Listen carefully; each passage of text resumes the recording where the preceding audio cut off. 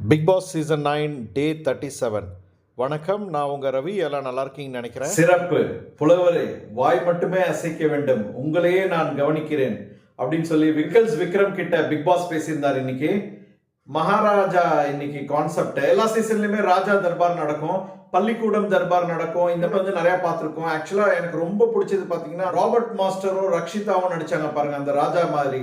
அது சூப்பரா இருந்தது. எவ்ரி சீசன் நடக்கும். பட் இந்த சீசன்ல பாத்தீங்கன்னா அந்த அளவுக்கு ஒரு என்டர்டைன்மெண்ட் இல்லைங்க. ஒரு சைட் பாத்தீங்கன்னா கானா வினோத் ஒரு ராஜா மாதிரியும், இந்த பக்கம் வாட்டர்மெலன் ஸ்டார் சுதாகர் ஒரு ராஜா மாதிரியும் காமிச்சிட்டு இருந்தாங்க. பட் ரெண்டு டீம்லயுமே வந்து என்டர்டைன்மெண்ட்டே இல்லைங்க, ஃபன்னே இல்லை.